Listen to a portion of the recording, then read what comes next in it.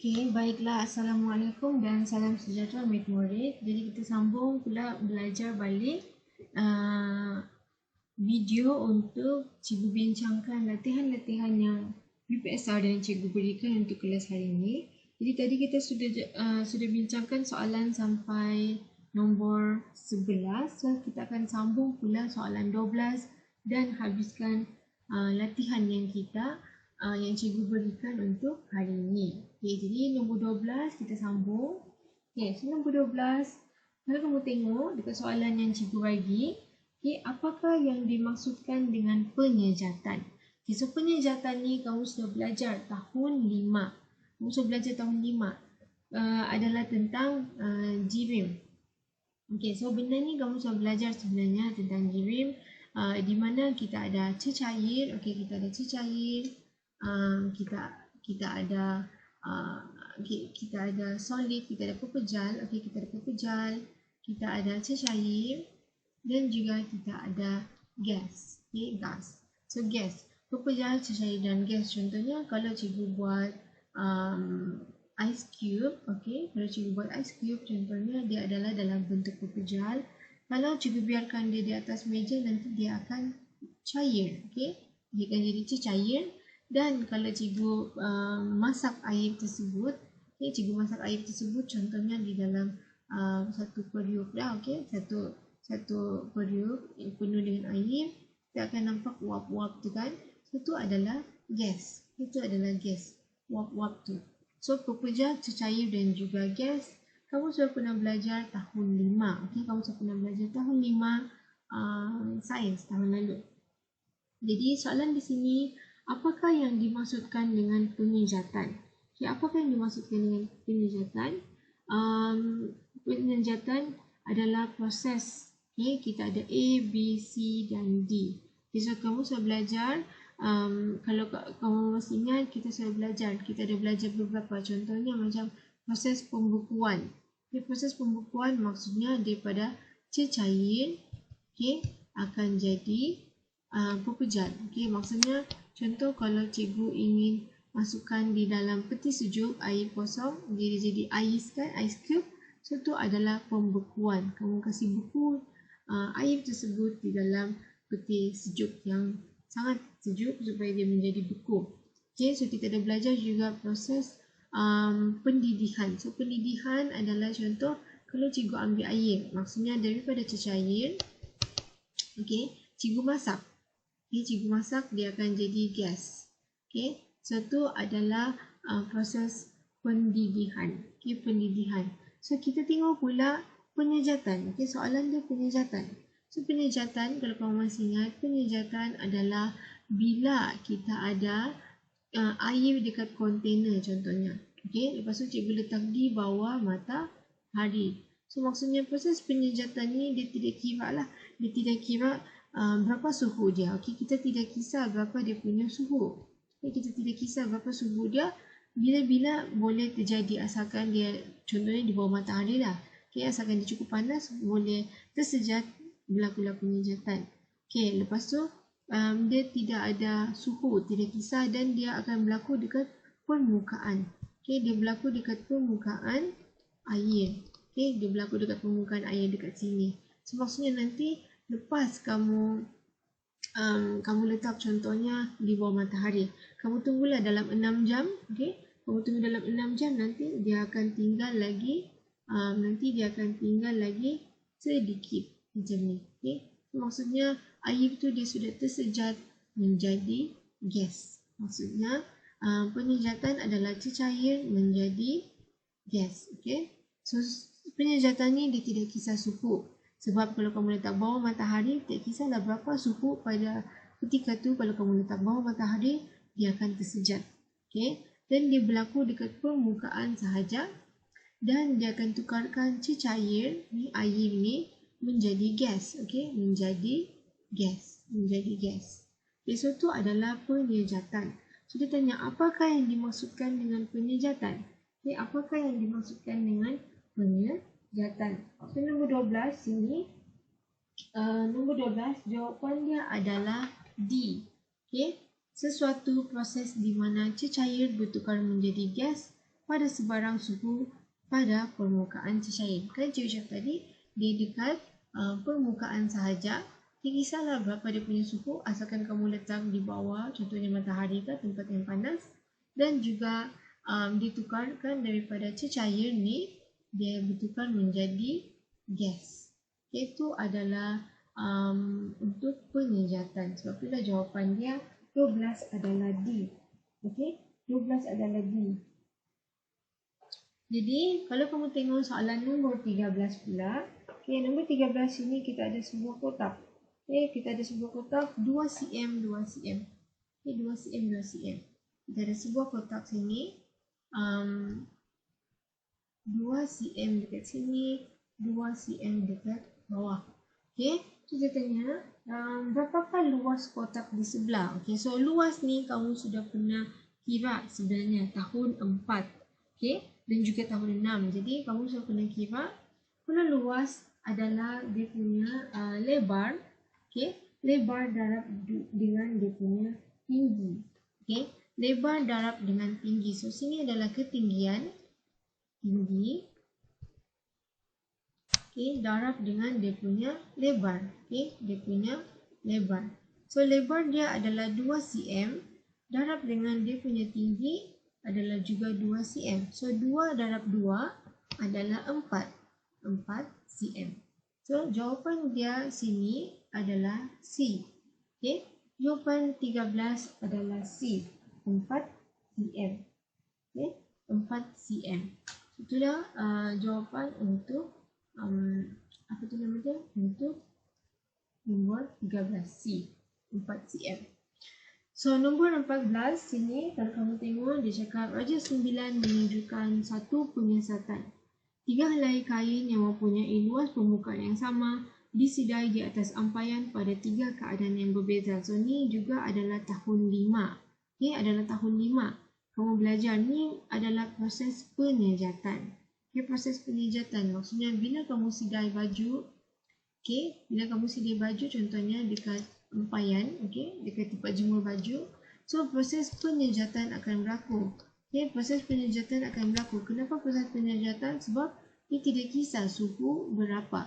Okay, dia tidak kisah berapa suhu, dan juga dia akan sejatkan air-air yang di atas baju ni, dia akan sejatkan. Sebab dia berlaku dekat permukaan air. Okay, dekat permukaan kain ni, hilanglah air tersebut. Sebab itulah, kalau kamu jemur baju, nanti lepas beberapa jam ataupun esok, dia akan jadi kering. Okay, kenapa? Sebab proses penyejatan.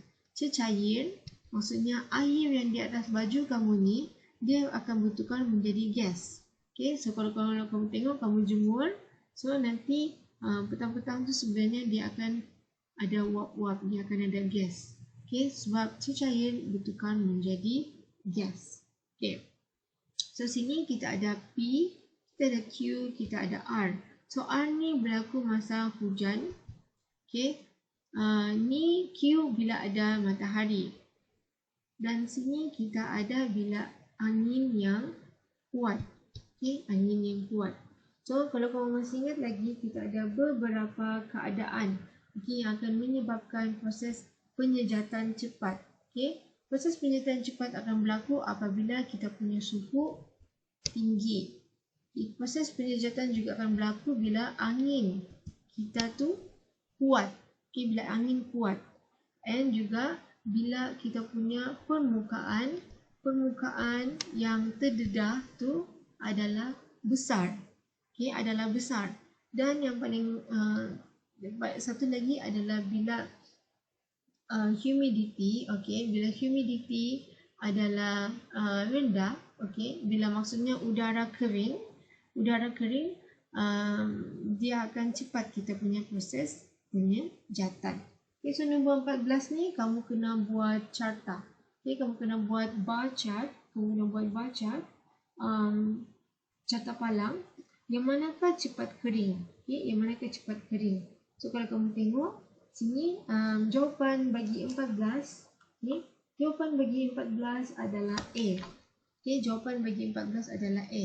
Sebab benda ni ikut logik. Okay, kamu tengok sini kita ada matahari kan, Q kita ada matahari. So kita tahu Q ni dia mesti ambil masa yang paling sedikit. Okay, paling sedikit sebab dia ada matahari. Matahari kan panas. Lepas tu kita ada P pula. Okay, kita ada P. P ni dia ada angin sikit. Dia ada angin. So kita tahu yang P ni pun dia akan cepat apa ni nama dia? Dia akan cepat kering. Proses penyejatan dia cepat tapi tidak secepat dengan Q sebab Q ni ada matahari. Dan yang paling lambat adalah R. Kenapa? Sebab dia ada mendung, okey? Awan-awan yang mendung. So kita tahu R ni yang paling tinggi. So antara semua jawapan dia adalah A. Okey, jawapan dia adalah A. Sebab bila kita ada yang mendung, dia akan ambil masa yang lagi lama berbanding dengan angin. Dan yang paling cepat adalah kalau kita ada matahari. Okay, kalau kita ada benda yang panas.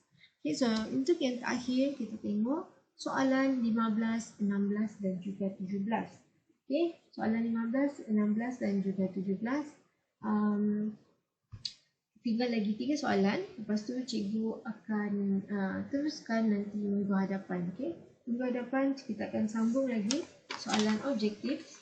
Okay. So, nombor 15 ini Raja 10 menunjukkan Ali yang sedang menunggang basikal pada waktu malam. So, maksudnya ada satu orang ni nama dia Ali. Okay? Nama dia Ali, lepas tu dia menunggang basikal. Menunggang basikal pada waktu malam. Okay? Dia menunggang basikal pada waktu malam. Kalau kamu tengok, dia menunggang basikal pada waktu malam. Jadi, sini dia tanya tentang perubahan tenaga. Okay? Perubahan tenaga. So, perubahan tenaga kamu sudah belajar tahun 5 juga. Okay, kamu sudah belajar tahun 5 juga. So, maksudnya kita ada perubahan tenaga. Contohnya daripada tenaga kimia.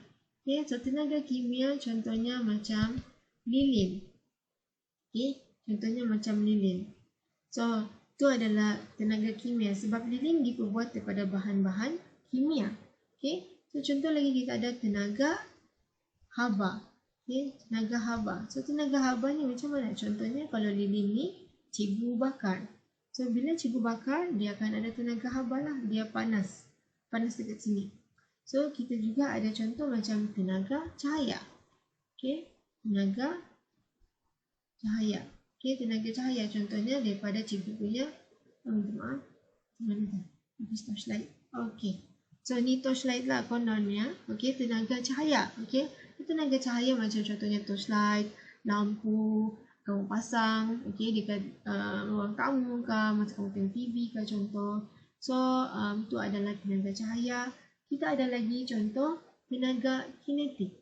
So, tenaga kinetik ni adalah apa-apa yang bergerak lah. Contohnya, kamu berjalan, kamu bergerak, kinetik. Kamu melompat, bergerak juga kan, kinetik. Okay, kamu berlari contohnya, kamu bergerak. Maksudnya dia juga ada tenaga kinetik. Apa-apa yang pergerakan, paling senanglah kamu hafal dia tenaga kinetik. Okay? Tenaga kinetik adalah paling senang apa-apa yang bergerak lah. Okay, so untuk 15, kita tengok perubahan tenaga. Okay, so jawapan untuk 15 ini adalah C. Okay, jawapan untuk 15 ini adalah C, tenaga kinetik. Maksudnya kalau kamu tengok tenaga kinetik, dia guna basikal kan? Kan cikgu cakap tenaga kinetik ni adalah apa-apa yang bergerak lah. Paling senang kamu hafal. Okay? Apa-apa yang bergerak, so tenaga kinetik. So daripada tenaga kinetik ni, dia akan bertukar menjadi tenaga elektrik. Okay? Dia bertukar menjadi tenaga elektrik. Okay, so maksudnya sini dia menunggang basikal. So di dalam basikal dia ni ada satu dynamo. So dia akan jadi tenaga elektrik dan selepas tu kita akan dapat tenaga cahaya. Sebab tu lah kalau kamu tengok sini, lepas orang yang menunggang basikal, kamu nampak tu cahaya. Kamu boleh nampak cahaya dekat dia punya basikal. Okay, kalau kamu tengok sini basikal dia, okay, sini basikal dia, sini adalah cahaya. Cahaya daripada dia punya basikal. So itulah tenaga kinetik, maksudnya dia bergerak menjadi tenaga elektrik dan menjadi tenaga cahaya. Okay, so kita tengok soalan yang terakhir. Kita tengok soalan yang terakhir, iaitu soalan nombor 16. Okay, so pernyataan berikut adalah tentang sebuah litar elektrik. Okay, 3 biji mentol disusun dalam sebuah litar. So kita ada 3 biji mentol. Okay, kita ada 3 biji mentol. Apabila mentol pertama terbakar, mentol kedua dan ketiga masih menyala. So, kalau kamu masih ingat, kita ada belajar tahun 5 juga. Okay, tahun 5 juga kita belajar tentang elektrik. Okay, so kita ada 2 jenis litar. Satu litar yang contohnya sini cikgu punya lampu. Okay, cikgu punya lampu mentol. Sini contoh cikgu punya lampu mentol. So sini cikgu punya lampu mentol. Okay, so contohnya kalau cikgu ada lagi satu mentol dekat sini dan satu lagi mentol dekat sini. Okay, so sini adalah cikgu punya bateri. Sini cikgu punya switch lah contoh.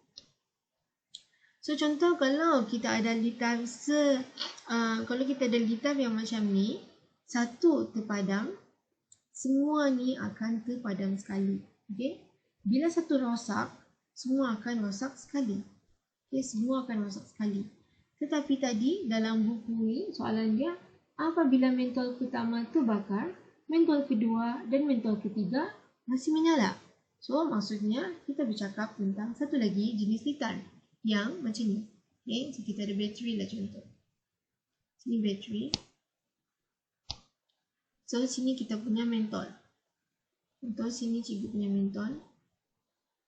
Okay. Sini cikgu punya ada mentol lagi satu. Dan cikgu ada lagi satu mentol dekat sini.